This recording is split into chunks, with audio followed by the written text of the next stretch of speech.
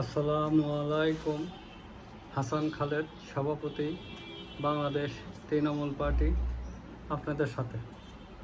দর্শক শ্রোতা, আজকে আপনাদের সাথে কথা বলবো জাহিদুর রহমান, উপদেষ্টা প্রধানমন্ত্রীর উপদেষ্টা জাহিদুর রহমানের একটা বক্তব্য নিয়ে কালের কণ্ঠতে দেখলাম। উনি বলেছেন, সাংবাদিকদের কেউ কেউ হত্যার চেয়েও বড় অপরাধ করেছে। এই কথাটা উনি বলেন। তা আমরা যারা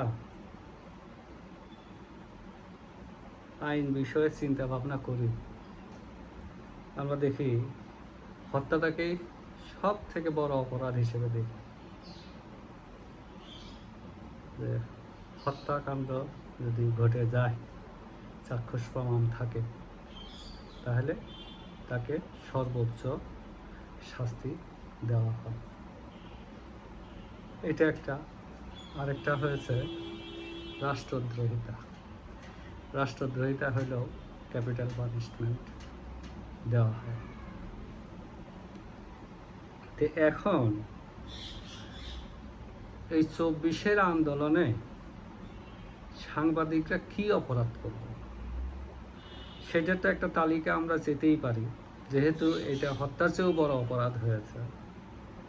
প্রধানমন্ত্রীর উপদেষ্টা একজন দায়িত্বশীল ব্যক্তিত্ব, দায়িত্বশীল পদে আছে। তবে তার কাছ থেকে জনগণ আশা করে, উনি যে বক্তব্য দিয়েছেন, কোন সাংবাদিক এই হত্যার চেয়েও বড় অপরাধের সাথে জড়িত ছিল সে সময়। কারণ হলো, এখন একটা দাবি আসতেছে সাংবাদিকদেরকে জামিন দেওয়ার জন্য। তো উপদেষ্টা যদি এই বক্তব্য দেন, তাহলে জামিন পাওয়া সুকঠিন হয়ে যাবে।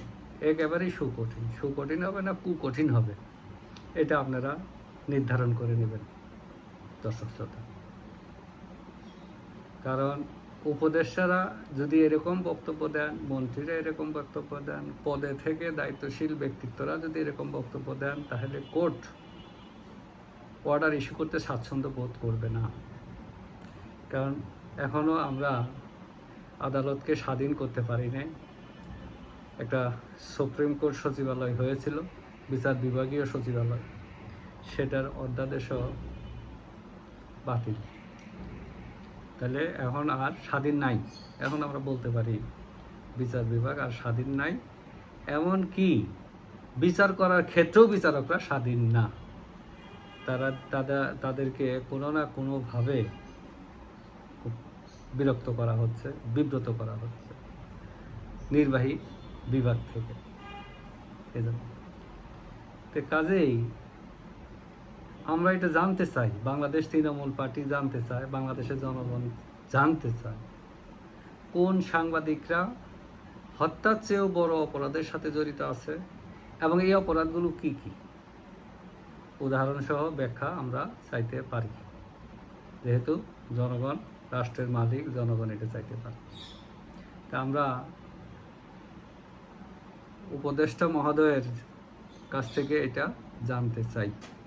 আপনি এটা বলেন, কোন সাংবাদিক কি জাতীয় অপরাধের সাথে জড়িত ছিল ওই আন্দোলনের সময়, যেটাকে হত্যার চেয়েও বড় হিসেবে দেখা হচ্ছে। যে যেখানেই থাকি, সুস্থ থাকি, নিরাপদ থাকি। ধন্যবাদ সকলকে।